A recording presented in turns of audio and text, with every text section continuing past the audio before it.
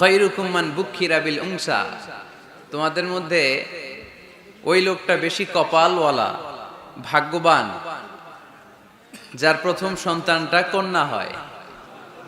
কি হয়? আপনাদের ঘরে প্রথম মেয়ে হয়েছে কার দেখি? এই চ্যানেলের ভিডিওগুলো শুধুই প্রচারের জন্য। যদি কোনো আলেম শিরক বা বেদাতি কোনো আমলের কথা বলে এবং সেটা যদি সহিহ হাদিস দ্বারা প্রমাণিত না হয়, তাহলে সেটার দায় সম্পূর্ণ ওই আলেমের। আর আপনারাও আমল করার আগে আগে যাচাই করে নেবেন, অন্যথা প্রপার চ্যানেল এটাতে কোনো দায়ভুক্ত থাকবে না। ঠিক আছে, মাশাআল্লাহ। হাত নামান, হাত নামান। ছোট বাচ্চারাও তুলছে হাত। ওরা ভাবছে অন্যরাও তুলছে, আমরাও তুলি। তো মিন বারাকাতিল ইনাস, মিন বারাকাতিল মারআতি তাবকিরুহা বিল ইনাস। কোন নারী কতটা কল্যাণময় এটা বোঝার জন্য দেখতে হবে তার ঘরের প্রথম সন্তানটা কি। প্রথম সন্তান যদি কন্যা হয়, ওই ঘরে বরকত দেয় কে? কিন্তু আমরা অনেকে কন্যা হলে খুশি হতে চাই না, আছে না নাই? এগুলো জাহেলদের স্বভাব, জাহিলিয়াতের অভ্যেস। ছেলে হইলে অনেক খুশি, এলাকার সবাই মিষ্টি খাওয়ায়।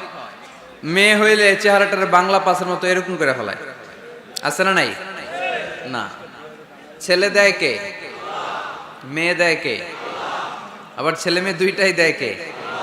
আবার অনেককে ছেলেও দেয় না, মেয়েও দেয় না, তিনি কে? এজন্য ছেলে মেয়ে এটা আল্লাহর দান। যাদের সন্তান হয় না তারা জানে এটা কত কষ্ট। অনেকে আমাকে পার্সোনালি বলে, দোয়া চায় হুজুর, 15 বছর বিয়ে করেছি, সন্তান হয় না, দোয়া করবেন। দোয়া করি এদের জন্য। এদের অন্তরে অনেক জ্বালা। একটা মেয়ের জীবনে সবচেয়ে বড় পাওয়া, সে মা ডাক শুনবে। মা হওয়ার তার বড় শখ।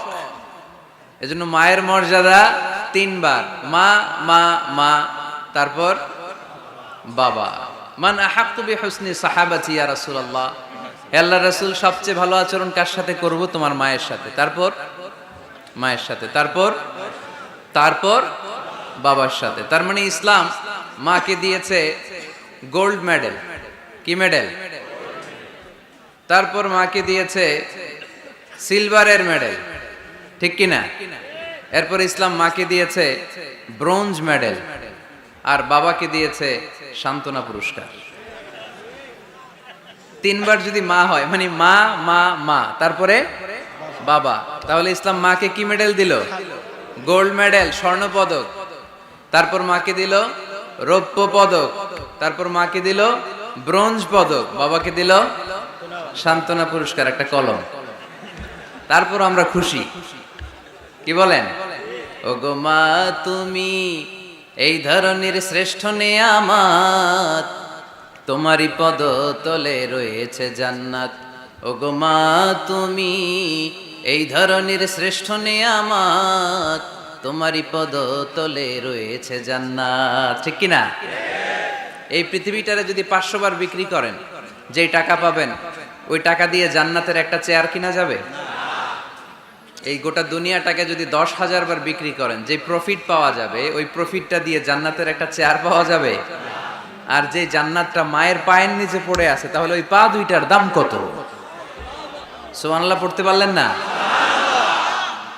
কেন মায়ের মর্যাদা বেশি? কারণ হামালাতহু উম্মুহু, বাবা পেটে ধরেনি, পেটে ধরেছে কে? ওয়াহানান আলা ওয়াহান, বোঝা, পেইন, ডেলিভারি পেইন, যন্ত্রণা বাবা সহ্য করেনি, করেছে কে? ও ফিসালুহু ফি আমাইন, 2 বছর বাবা দুধ খাওয়ায়নি, দুধ খাওয়ালো কে?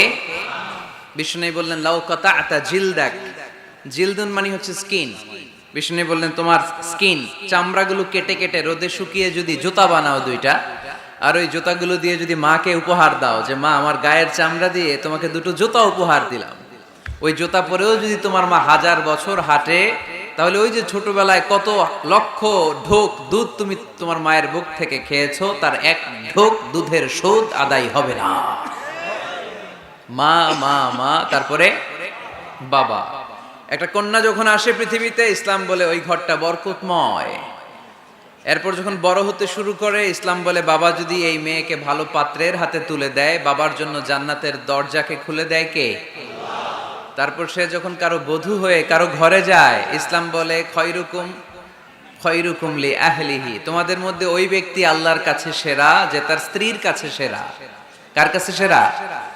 আপনি আল্লাহর কাছে পছন্দনীয় হতে হলে আগে আপনার স্ত্রীর কাছে পছন্দনীয় হতে হবে। আপনার স্ত্রী যদি আপনার A+ দেয়, আপনি আল্লাহর কাছেও, কথা বুঝে নাই বোধহয়।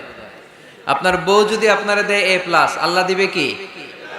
আপনার স্ত্রী যদি আপনারে দেয় A-, আল্লাহ দিবে কি? আপনার স্ত্রী যদি আপনারে F দেয়, F, ওই যে ফেল, তো আল্লাহ কি দিবে? আজকে যে ভাবিরে ধরবেন, কি দিবা? কও, কি দিবা? হ্যাঁ, ওই যে বিয়া করে নাই কো A+।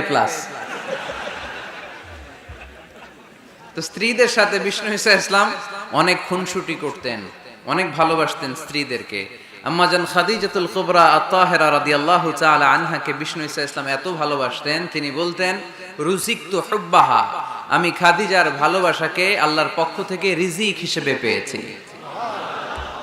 খাদিজাতুল কুবরা আত-তাহেরা রাদিয়াল্লাহু তাআলা আনহার ইন্তেকালের পরে উনি খাদিজাতুল কুবরা আত-তাহেরা রাদিয়াল্লাহু তাআলা আনহার বান্ধবীদের বাড়িতে কুরবানির গোশত হাদিয়া পাঠাতেন। আম্মাজান আয়েশার সামনে যখন তিনি বলতেন যে খাদিজা এমন ছিল, এমন ছিল, এমন ছিল, আম্মাজান আয়েশা রাদিয়াল্লাহু তাআলা আনহা রেগে যেতেন, বলতেন আমরা কত সুন্দরী, আমাদের কথা কন না কেন? ওই যে কত আগে আপনার প্রথম স্ত্রী, শুধু তার কথা বলেন কেন? বিষ্ণুই বলতেন খাদিজা আমার দুঃখের দিনের সঙ্গিনী, তোমরা আমার সুখের দিনের সঙ্গিনী। সুবহানাল্লাহ পড়ো। সুবহানাল্লাহ। একটা নারীকে আল্লাহ তাআলা আরশের উপর থেকে সালাম জানিয়েছেন, ওই নারীটার নাম হচ্ছে খাদিজা। বিষ্ণু ঈসা ইসলামকে সব সময় সান্ত্বনা জুগিয়েছেন, সাহস জুগিয়েছেন। এজন্য আমি বোনদেরকে প্রায়ই বলি, হাজবেন্ডদেরকে সাহস যোগাবেন।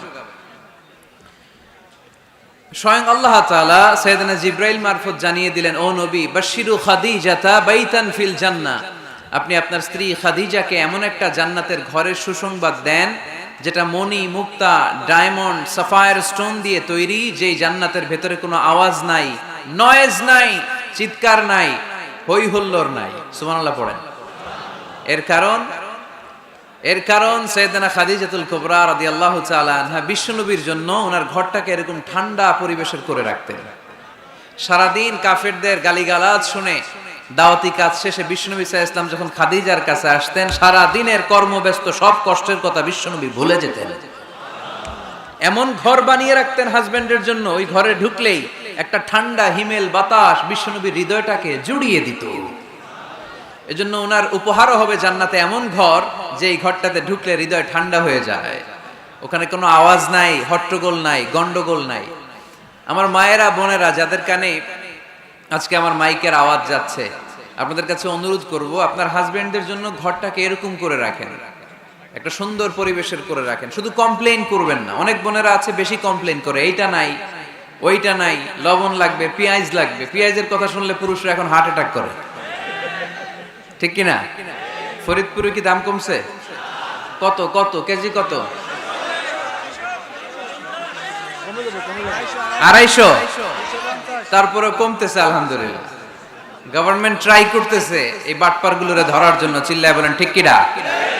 যারা এই পণ্যের মজুদদারি করে, বিষ্ণুই বললেন যেদিন মজুদদারি করবে তার থেকে তার 40 দিনের নামাজগুলো বরবাদ করে দিবে কে? ওর কোন ইবাদত আল্লাহর দরবারে কবুল হবে? পণ্যের এই সংকট তৈরি করা এটা কবিরা গুনাহ, এটা মিনাল কাবায়ের। এজন্য খবরদার, বোনদেরকে বলি হাজবেন্ডের জন্য ঘরটাকে সুন্দর করে রাখেন। তো ইসলাম বলে কারো ঘরে যখন কোন নারী বধূ হয়ে যায়, সে তার হাজবেন্ডকে সার্টিফাই করবে। এরপর যখন সন্তান সম্ভবা, ইসলাম বলে ডেলিভারি করতে যে অনেক নারী পৃথিবী থেকে বিদায় নেয় না, মরে যায়, ইন্তেকাল করে। ইসলাম বলে বাচ্চা প্রসব করতে যেই নারী দুনিয়া থেকে বিদায় নিল, ইন্তেকাল করলো, আল্লাহ তাআলা ওই সমস্ত নারীদেরকে কিয়ামতের দিন শহীদদের কাতারে একসাথে দাঁড় করিয়ে দিবে। আর যদি সুন্দর প্রসেসে ডেলিভারি করতে পারে, তাহলে ইসলাম বলে পুরুষদের পায়ের নিচে থাকে জুতা, জুতার নিচে থাকে বালি আর মাটি, আর এক একটা মায়ের পায়ের নিচে থাকে তার ছেলে মেয়েদের জান্নাত। এজন্য মা মা মা তারপরে বাবা, আমরা যেন বেশি বেশি মা বাবার খেদমত করতে পারি। আল্লাহ তুমি তৌফিক দান করো। এক ভাই আমাকে বললেন, হুজুর 3 রাত চলে গেল, কেউ নারীদেরকে নিয়ে কিছু বলে নাই। আপনি শুরুটা করেন নারীদেরকে দিয়ে, এজন্য নারীদেরকে দিয়ে আমি শুরু করলাম। তো আজকে একেবারে সমাপনী রজনী, আমাকে আপনারা প্রধান অতিথি রেখেছেন, শুকরিয়া। তারপর প্রধান বক্তা হচ্ছেন বিশিষ্ট ইসলামী চিন্তাবিদ হযরত মাওলানা মোল্লা আব্দুর রহমান সাহেব, খতিব, আলফাডাঙ্গা থানা, জামে মসজিদ, ফরিদপুর। প্রপার চ্যানেলের নির্মিত ভিডিওগুলো যদি আপনাদের কাছে ভালো লাগে তাহলে চ্যানেলটা অবশ্যই সাবস্ক্রাইব করবেন এবং অন্য প্ল্যাটফর্ম থেকে দেখে থাকলে ফলো করে দিবেন। সবাইকে আন্তরিকভাবে ধন্যবাদ ভিডিওগুলো দেখার জন্য।